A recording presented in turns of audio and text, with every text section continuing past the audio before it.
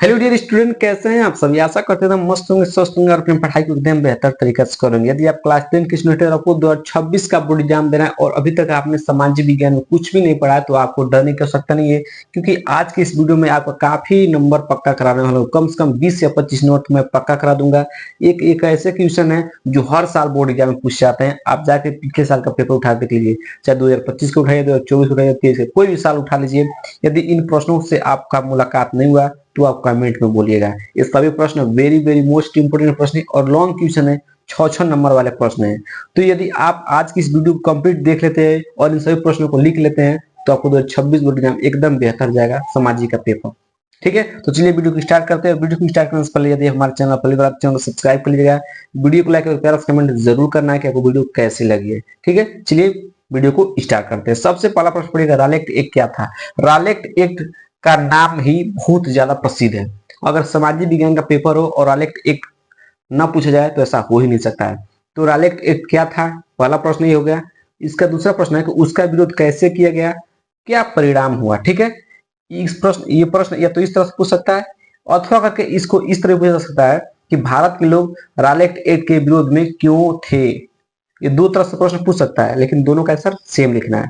ये दो तरह से पूछा गया है पिछले साल के पेपर में, तो मैं दोनों तरह से लिख दिया है ताकि आपको कोई पूछे तो आपको आंसर यही लिखना है। ठीक है, उत्तर क्या लिखना है कि भारतीयों के व्यापक विरोध के पश्चात वर्ष 1919 में रालेक्ट एक्ट पारित किया गया था। इस एक्ट के अनुसार राजनीतिक कैदियों को बिना किसी मुकदमे के 2 साल तक जेल में रखने का प्रावधान था। इस एक्ट में नो अपील, नो वकील एवं नो दलील का प्रावधान था, अर्थात किसी भी व्यक्ति को केवल संदेह के आधार पर बिना कारण बताए गिरफ्तार किया जा सकता था। ठीक है, इतना बोलना। फिर आपको आगे क्या लिखना है, आपको अब आगे लिखना है गांधी जी ने इस एक्ट को काला कानून बताया था। ठीक है, काला कानून बताकर इसका विरोध किया। रालेक्ट एक्ट के विरोध में 6 अप्रैल 1919 को गांधी जी ने नेतृत्व में अहिंसक अहिंसक आंदोलन चलाया। ठीक है, अहिंसा आंदोलन चलाया गया, जिसमें जगह जगह पर जुलूस एवं हड़ताल की गई। ठीक है, जगह जगह का क्या वो जुलूस निकाला गया और हड़ताल किया गया। ठीक है, सरकार के दमनकारी कानून के विरोध में लोग बड़ी संख्या में 13 अप्रैल 1919 को पंजाब के अमृतसर में जलियांवाला बाग में एकत्रित हुए। ठीक है, एकत्रित लोगों ने रालेक्ट एक्ट का जमकर विरोध किया। साथ ही लोगों ने उन नेताओं की रिहाई की मांग करने ठीक है रिहाई की मांग करने लगे जो इस एक्ट के विरोध करने के कारण गिरफ्तार किए गए थे। ठीक है, इस तरह यदि आप इतना लिखेंगे तो आपका पूरा 6 नंबर का 6 नंबर मिलेगा बिना किसी समस्या का। ठीक है, लॉन्ग क्वेश्चन था। लॉन्ग क्वेश्चन को आपको याद ही करना पड़ेगा। वो ये सभी प्रश्न 6 नंबर पे जाएंगे और पूछेगा 150 शब्दों में लिखिए, 150 शब्दों में लिखना होगा। तो आप इसमें से थोड़ा बहुत भी कहीं कहीं भी याद कर लेंगे तो आपका यहाँ से कितना नंबर पक्का हो सकता है, 6 नंबर तो 100% है कि आएगा ही आएगा। ठीक है, तो आशा करते हैं कि ये वाला प्रश्न आपको क्लियर हो गया होगा और चाहे तो इसका स्क्रीनशॉट ले सकते हैं और अपने कॉपी पर लिखकर इसको अच्छे से याद कर सकते हैं। ठीक है, अब हम लोग बढ़ेंगे अगले वाले प्रश्न पर। आपका अगला प्रश्न क्या है उसको हम लोग देखते हैं। वो भी मोस्ट इंपोर्टेंट प्रश्न है, उसको मैं आपको दिखाता हूँ। ठीक है, अगला प्रश्न क्या है कि प्रथम विश्व युद्ध। ठीक है, अगला प्रश्न क्या है कि प्रथम विश्व युद्ध के किन 3 कारणों का उल्लेख करना है। कितने कारणों का उल्लेख करना है, वो किन 3 कारणों का क्या करना है, आपको उल्लेख करना है। ठीक है, कौन सा प्रश्न है कि प्रथम विश्व युद्ध के किन 3 कारणों का उल्लेख करना है। मोस्ट इंपोर्टेंट प्रश्न है, हर साल प्रश्न पूछा जाता है। आप देख सकते हैं 2024, 23, 22, 20 और ठीक है 24 में 2 बार पूछा गया है। ठीक है, तो आपको इस प्रश्न को जरूर तैयार करना है। लॉन्ग क्वेश्चन है, हर साल पूछा जाएगा और इस साल भी आएगा ही आएगा। ठीक है, चलिए प्रश्न विचार करते हैं। प्रश्न क्या है कि प्रथम विश्व युद्ध के किन 3 कारणों का उल्लेख करना है। कितने कारणों का, 3 कारणों का उल्लेख करना है। चलिए कैसे लिखना बताता हूँ। प्रथम विश्व युद्ध के मुख्य कारण निम्न प्रकार है, इतना आपको लिख देना है। ठीक है, लिखना है पहला है जर्मनी की नई विस्तारवादी नीति। ठीक है, पहला क्या है कारण, जर्मनी की नई विस्तारवादी नीति। इसमें लिखना है कि जर्मनी के सम्राट विल्हेम द्वितीय ने 1890 ईस्वी में एक अंतरराष्ट्रीय नीति शुरू की, जिसके अंतर्गत जर्मनी को विश्व शक्ति के रूप में परिवर्तित करने के प्रयास किए गए और और इसका परिणाम यह रहा कि विश्व के अन्य देशों ने जर्मनी को उभरते हुए खतरे के रूप में देखा, जिससे अंतर्राष्ट्रीय स्थिति स्थिर हो गए, ठीक है, अस्थिर हो गए, ठीक है। आपको जर्मनी के नई विस्तारवादी नीति में आपको इतना लिखना है, ठीक है।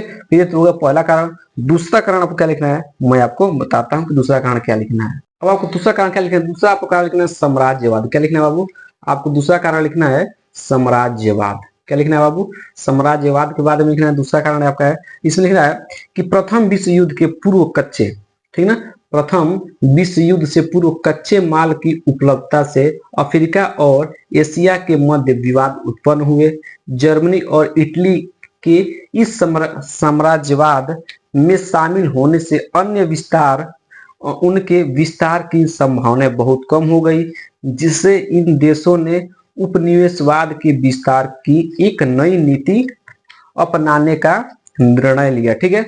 बढ़ती प्रतिस्पर्धा और साम्राज्य के विस्तार ने विभिन्न देशों के मध्य मतभेदों को जन्म दिया, ठीक है, जिसने संपूर्ण विश्व को प्रथम विश्व युद्ध की ओर धकेला, ठीक है। ये आपका दूसरा मोस्ट इंपोर्टेंट कारण रहा, जिसको आपको याद करना है, ठीक है। तो इस तरह इस प्रश्न को मैंने कवर कर दिया, इतना ही आपको लिखना, ज्यादा नहीं लिखना है, ठीक है। काफी शब्द मैंने बता दिया है, आपको 150 शब्दों में आया लिखने के लिए, जो आपको 6 नंबर का रहेगा, ठीक है। तो इस तरह आपका प्रश्न क्लियर होगा, अच्छा से कोई समस्या नहीं हुआ होगा। अब हम लोग बढ़ेंगे अगले वाले प्रश्न पर। अगला प्रश्न क्या है उसका ध्यान से, अगला प्रश्न है कि असहयोग आंदोलन के मुख्य कारण क्या थे। लिखना है कि असहयोग आंदोलन के मुख्य कारण क्या थे। 2024, 23, 22 और 20 में पूछा गया है। 2026 में तो आना तय ही है, कोई रोक नहीं सकता इस प्रश्न को।